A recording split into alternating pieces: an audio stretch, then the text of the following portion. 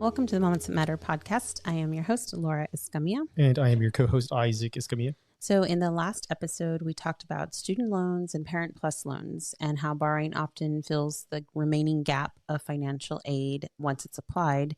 So today we're going to shift our borrowing position a little. We're talking about scholarships and merit aid because scholarships are not just awards. They're one of the few affordability tools families can actively influence before enrollment decisions are even made.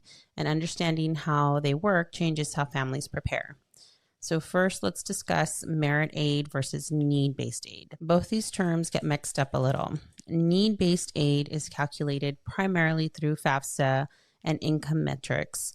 It responds to your financial picture. Merit aid, though, is awarded based on academic performance. Test scores where applicable, institutional priorities, and the overall strength of a student's profile. So when a student is applying for admissions, they're looking at their total application, sometimes everything they submit, and they determine if they want to provide merit aid. So here's what most families miss in this. So a significant portion of scholarship money doesn't come from outside organizations. It comes directly from the colleges and universities in the form of institutional merit aid. So this, again, like most things we've talked about, it's not random. It is a structured decision. Colleges use merit aid strategically to attract and retain the students they want. So that means families who understand the structure can position for it.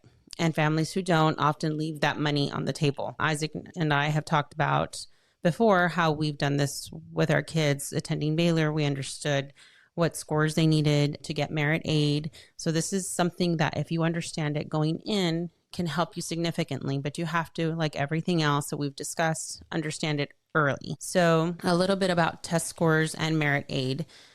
We want to address here, and I know we've addressed it before, but I feel like we can't say it enough, that something that trips families up is that you notice that colleges have gone test optional for admissions. And families hear that and think, okay, SAT and SAT scores don't matter anymore. That is not the full picture. So test optional for admissions does not mean test optional for merit aid. These are two separate processes with two separate criteria.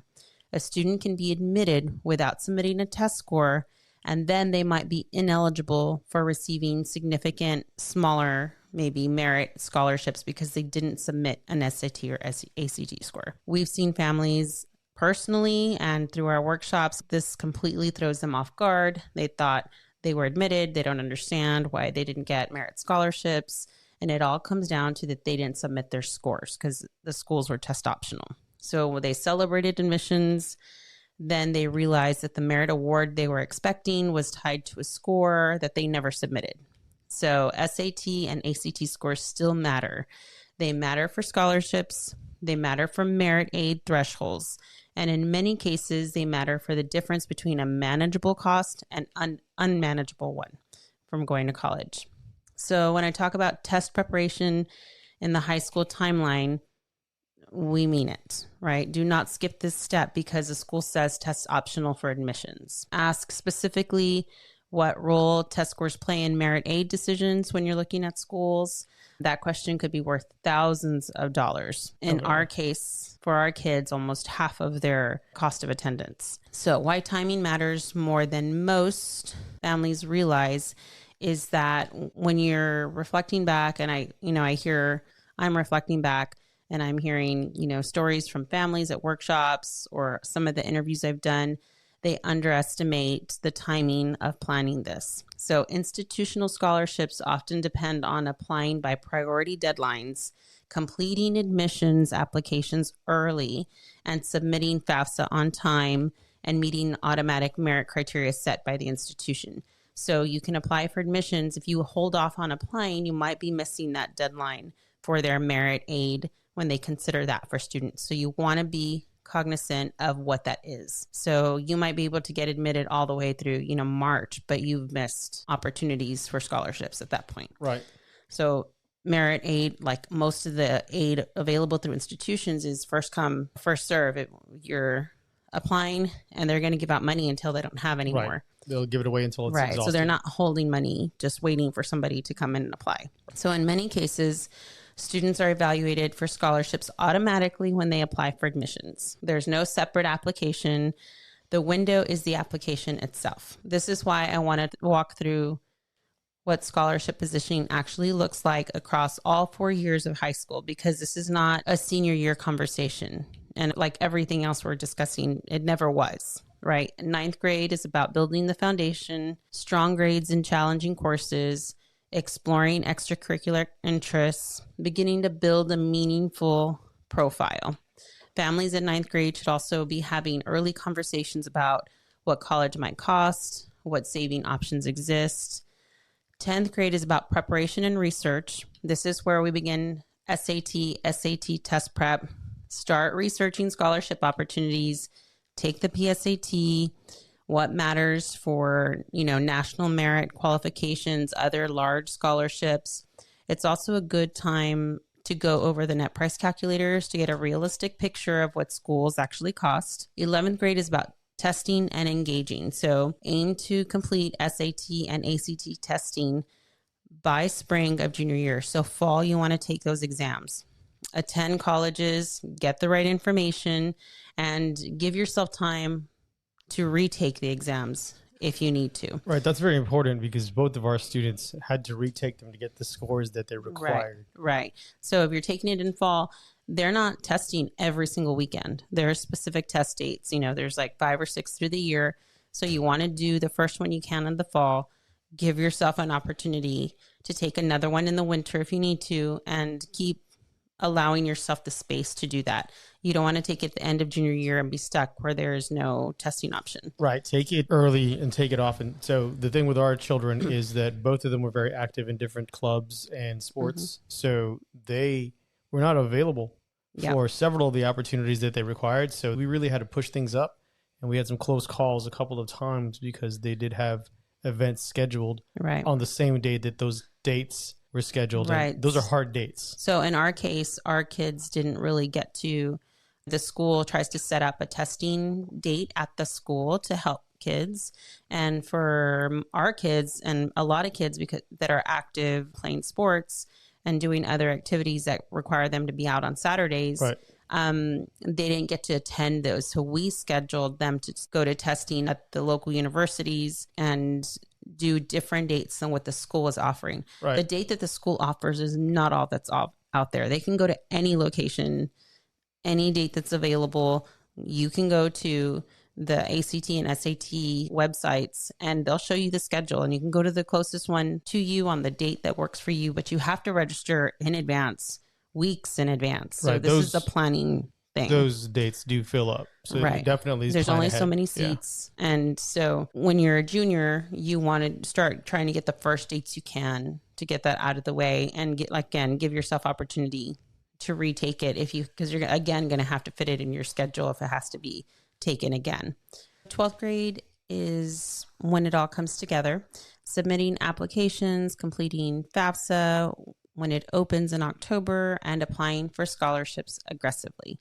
So here's the keyword, aggressively. So senior year is not the time to start thinking about scholarships. It's the time to execute a plan that you've been building for years. And I'll add one more layer here that'll come back later on in the episode. Some scholarships require that a student has already completed college credit hours to even apply. So these are things you need to start planning years in advance. That means that the decisions being made in 9th and 10th grade about dual enrollment and AP classes aren't just about getting ahead academically. They're about eligibility. And we'll talk a little bit more about that later on in the episode. But academic preparation is not only about college acceptance, it's about positioning your student for affordability. So let me connect this directly to what we talked about in episode 5. So if a student has an $8,000 gap after tuition assistance and aid and all the things that we're going to try to qualify for, and then they earn a $6,000 scholarship, that gap shrinks considerably. So over 4 years, that reduction can mean significantly less in student loans or parent plus loans, potentially tens of thousands of dollars if you plan it out correctly. So in my conversations, parents often describe scholarships as helpful. That's the word they use. understand that scholarships aren't going to come in and pay every single dollar, right? They're here to fill a gap. So when we frame them as debt reduction tools, the perspective changes. They're to fill the gap. Every dollar of scholarship money is potentially one less dollar that you have to borrow. So that's not just motivational talk, right? That's math, right? Every dollar that you get from a scholarship is one less dollar you have to borrow. So scholarships are not just about recognition, they're about leverage. So there are a few patterns I see consistently, and I want to name them directly. So first, families assume that scholarships are rare and unpredictable. So while some are highly competitive, many institutional merit awards are formula-based. So if a student meets certain GPA or academic thresholds, they qualify. It's not luck, it's criteria. So second, families wait until senior year to think seriously about scholarships. But as we just walked through, academic positioning happens in 9th grade, 10th grade, 11th grade. So by senior year, some of those decisions are already made. Third is the important one. Families assume outside scholarships always stack on top of institutional aid. Sometimes they do, and sometimes they don't, and that difference matters. You have to understand what scholarship stacking means. And to tell you the truth, even though that I work for a scholarship organization going on 21 years now, at the time that our daughter went to school, I was, I hate to name it now, but 10 years in, I didn't understand this. I didn't understand what scholarship stacking meant until it affected me directly. So this concept doesn't get talked about enough. So let's spend a minute here. Scholarship stacking means combining multiple scholarships from different sources to pay for college costs. So it sounds straightforward, but here's what families often don't know until it's too late. Some colleges allow full stacking, meaning students keep both their institutional award and any outside scholarships that they earn. The two add together and reduce your cost. Other colleges practice what's called scholarship displacement. When scholarships from the outside are added, the institution reduces their own money, their own award, rather than letting the two stack. So instead of gaining $4,000, you break even or close to it. Whatever you get from an outside source, they're going to reduce their institutional aid. So you just end up the same. So here's an example of how that plays out. A student earns a $10,000 university scholarship. Later on, they earn a $4,000 outside scholarship. At a school with displacement policies, the university will reduce their award to $6,000. So the net result is still 10. So not 14 like the family might think. They didn't gain anything by it. So some colleges are more favorable. Instead of reducing institutional aid, they'll reduce loans. A lot of state schools go for the loans first. They reduce the loan options or work study or other types of things instead of grants. But you have to know that from the school. Right. Policies vary widely. They're not always easy to find. Those are questions that you need to call and ask before you commit to the school. So here's something important that often gets overlooked in this conversation. Not all outside scholarships are subject to displacement in the same way. So many smaller, local, one-time scholarships, community organizations, civic clubs, faith-based community organizations, local businesses that send funds directly to the student rather than to the school. In those cases, the stacking question doesn't matter because the organization is going to give their small $500 scholarship, write a check to the student. The student doesn't have to send that to the school. The student can keep that and use it towards their education in other ways. So the only time that stacking becomes an issue is when the scholarship is sending it directly to the school. It has to be reported to the school and the school has to know it's coming. Right. And scholarships usually will have a policy in place. But what I mean by that is, let's say you find out that your university has a displacement policy and you're going to receive $4,000 from a local scholarship. Mm-hmm. You really can't ask that scholarship to give you the money directly because of a displacement policy at the university. They are usually set in stone, the rules that they have for their own scholarship disbursement. Right. They probably have a board. They probably have rules in place, and it's not something they can just change on the fly for individual students. Right. And that's how our organization is. We send the funds to the school for the purposes is that we want to make sure that it's being used towards tuition. Right. That is the way we do that. And we are giving out a little bit larger scholarships and in a large dollar amount. So we're not just a small local organization. Right. So where we're talking here, we're talking about like, you know, the Kiwanis Club and your church where they're giving out smaller awards like $500. For example, our daughter received a scholarship from her elementary school. That's right.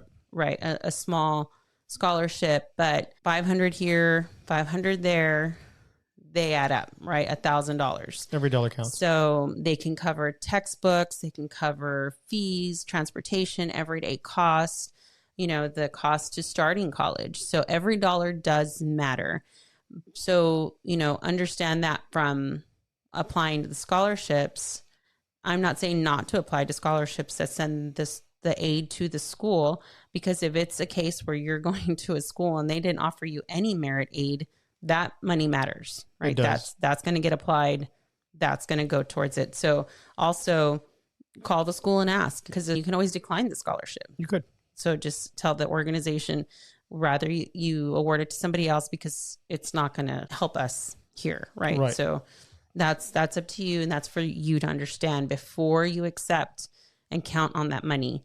Understand what the policy is. Sure. And like you mentioned, those one-time scholarships are usually the ones that will give you the money directly. Right. The smaller organizations definitely just usually cut a check to. The recurring, they don't have the manpower and administration to be sending checks to universities. So the easiest thing is, you want it, congratulations, here's your scholarship. Right. And it would be the recurring ones that would be the a little larger bit different. things, right? And again, as far as a scholarship organization goes, we're very upfront about how we disperse those funds. So you'll know that before applying where we're going to go. What you need to know is if the school accepts it and will stack it, or it's a displacement school. So you need to ask those two questions. And yours operates a little differently too, because everyone has to apply for your scholarship every year. There's no guarantee that you would get it, because it's all merit based. And it all depends on how well you've done and when you apply and how large the applicant pool is. Correct. GPA. There's a lot of factors. A lot of factors. But again, it's all calculated. It's all scored. And there are metrics to it. So back to the smaller scholarships, don't think because it's a small award, it's not worth applying to. Sometimes those are the best case scenarios for you to add up those funds and get help that way. And you won't have to worry one way or another if the school's a displacement or a stacking school. Right. To purchase that laptop or set of books. Right. So where do families look for this? So just a starting point, there's free online search tools, reliable resources like Career One Stop, Fast Web, College Board Scholarship Search. Understand also that you should never pay to find resources for scholarships. You should never be giving out your information, financial information, or paying out of pocket to find resources. All these resources are free and they're government based. So you can create a profile and try to match scholarships. I know you get a match through the SATs, the College Board. They also help with that. There are resources there, and it asks the student usually, do you want to be considered or do you want us to help match? So that's where you look for those. And also, before you go national big scholarships, again, local, they're usually less competitive. They're more accessible. These are usually options. They'll go to the high school and the counselor will be told about all the opportunities in the community. So they'll have a list of scholarships they can apply to. Right. And students need to understand what they're eligible for, and you start making a list of what that is. And it doesn't hurt if you're a junior, go to the high school counselor and start looking at what's there for seniors and just try to get an idea of what to look for. That's not a bad idea. So yeah, it's definitely a good idea to know what's coming and what types of requirements that you know that you would need to fulfill before you begin to apply. So community organizations would be like the Rotary Club, Kiwanis, Lions Club, your local credit union and bank, local businesses, your parents' employer sometimes offers scholarships for employees. There's a lot of companies that offer scholarships for employees' children and those types of things. So your church, faith-based community organizations. There's a lot of local scholarships. I just met somebody yesterday who talked to me about their local organization. They're like, we try to raise 1,000, 1,500 and help a student with a scholarship. So those are the little organizations that you need to look for. And that's a meaningful contribution for a student. It really is. It adds up. Every dollar adds up. So for families in South Texas and West Texas, I'll start sharing a scholarship opportunity that I work for. Star Scholarship Fund, deadline's March 31st in a couple of weeks. And I'm going to go into that, but that is just for South Texas and West Texas students. So you have to know, if you're looking at scholarships, what the criteria is. So before I go on to STARS, let me talk about some questions that families should ask before accepting admission. And we want to make sure that before you accept financially and get committed to this, that you're understanding if scholarships are allowed for stacking. Outside scholarships will reduce institutional aid. And you want to understand if merit scholarships are renewable for all 4 years. You want to know what the GPA requirements are. And you want to understand if that's a 1-year scholarship and it disappears, are there options to reapply? Are there opportunities for your sophomore or junior year? You don't want to be caught off guard and not have that money. You don't want to assume that it renews. You need to confirm it. And you also want to know, what if your family's financial situation changes? Does the scholarship offered, merit scholarship, change? Was it based just solely on academics? Was there any financial component to it? You want to understand what happens if there's changes that occur. Is it just clear cut? Keep making this GPA, keep being full time, and you're going to get the scholarship from there. Right. So you need to keep those answers in writing on your spreadsheet that we've been building. Beyond those 3 things, other questions that could come up, like what are the automatic merit thresholds at the institution? Again, we knew going to Baylor what our kids needed to get specific scholarships. So you can look those up on website. What GPA? What's the test score? What's the criteria? Are those scholarships renewable? These are things you can find in advance to applying. What are the priority deadlines? Do you have to be admitted to the school before you're considered for the scholarship? That's an important one. Right. And we know that UTRGV does that, right? You have to be admitted before they consider you for merit aid. So also, is that a different deadline? Is admissions deadline and the scholarship deadline different? And again, test scores. Do I need to send the test scores? And you kind of start shifting your mindset of planning for scholarships and doing all of this ahead of time. So in my research, families often realize late in the process that academic performance directly influenced affordability, right? Not just admissions. So parents reflected that they would have approached their course rigor differently. They would have had different GPA conversations or ranking conversations, even selected campuses differently if they understood that if they had gone to this campus, this school would have offered them this type of scholarship, this school offered this type. So these are things that if you understand ahead of time and have awareness for it, you're not going to miss things, right? And this is why we're doing this, because I'm trying to reflect on the things that everybody has told me when I've interviewed them on what they wish they knew ahead of time. Yes. So with that said, I am the executive director for STARS Scholarship Fund. And one of the biggest things that I've talked about earlier in the episode that I've been alluding to is that one of our major criteria for our scholarship is that the student have 12 college hours completed before they apply for the scholarship. So those are 4 dual classes or 4 AP classes. They would have had those hours taken before senior year.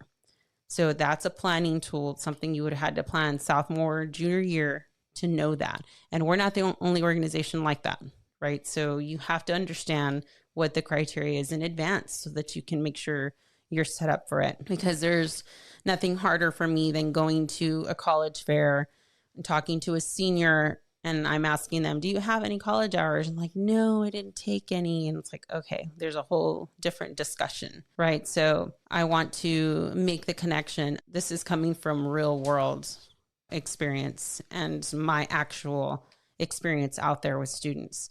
So a little bit about Star Scholarship Fund. We've dispersed over $42 million in scholarships to over 20,000 students since 2002. So for us, 58% of our recipients are first-generation college students. This fund was built for our community, for South Texas, for West Texas, 30 counties in the state, students of any gender, any ethnicity, any age, any religion, any background, any level of higher education. If a student is in college, they can apply for our scholarship, meaning you don't have to be a high school senior. So when I'm saying I talk to seniors differently if they don't have that hours, usually what I tell them is, if you don't have the hours this year, keep our information. Once you get into college and you've completed those hours, then you can look at us again next year. Right. Our scholarship cycle opens January 1st every single year, and it deadlines March 31st every single year, unless it falls on a weekend. We'll shift it. We cover all the way from associates through doctoral degrees. So you have to look at scholarships also that will help you later in life, because that's really rare in our case, that we're one of the few scholarship organizations that helps graduate students. So these are things that you want to keep, in the back pocket, in the back of your mind. You can go to our website, startscholarship.org, and get the full criteria. But the biggest thing is, the biggest obstacle for seniors is having those 12 college hours. Right. Also, a 2.7 GPA in those college hours. So if you're the parent of a 9th or 10th grader, hear this clearly. The decisions that your children are making now about dual enrollment and AP courses could determine whether you're eligible to apply for scholarships like STARS later. So that's not a small thing. That's a direct connection between academics and applying to scholarships. So years from now, if you have a freshman, 4 years later, you don't want to do the what ifs, right? You want to prepare. Right. So that's exactly what we're talking about, planning early. It's not abstract. For us, current eligibility means that you're a resident of one of the 30 counties that we serve. Again, that 2.7 GPA, be enrolled when you go to college in an accredited institution, be an undergrad, graduate, or doctoral student. And our application process is pretty straightforward. We ask for a college transcript, the FAFSA submission summary that we've been talking about. We also look at it and do a personal statement. The online application takes about 20 minutes.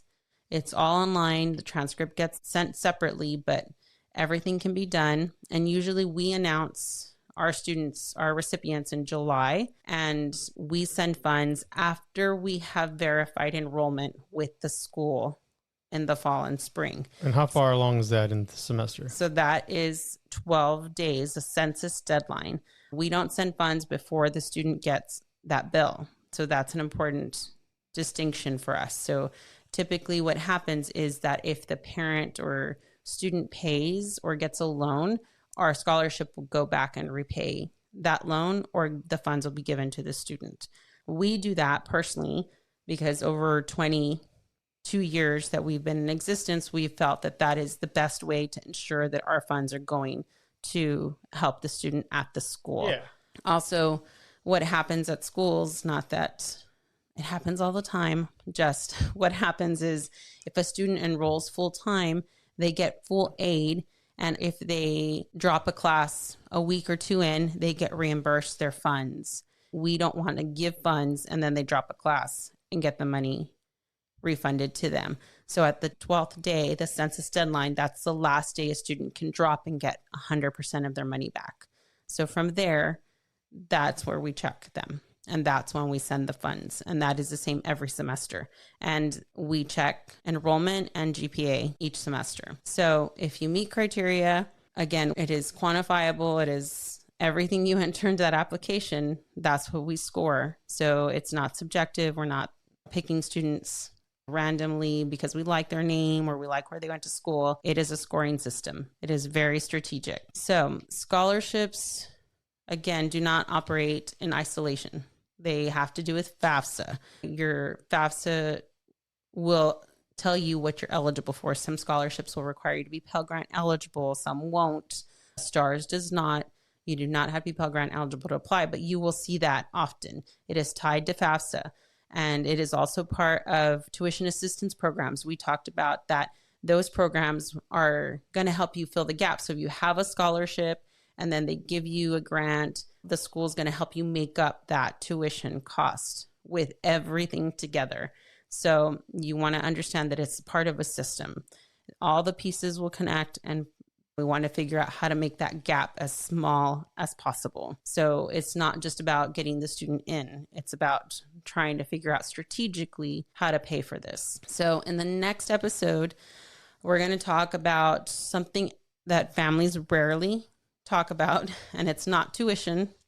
It's everything else around it. So it's the costs that don't show up on that first bill. It's the expenses that catch families off guard, the financial blind spots that kind of derail a plan mid-semester financially. And that is the unexpected costs that come along with college.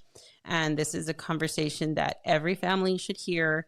And we're not just going to talk about it based off of other people's experiences and what they've told me.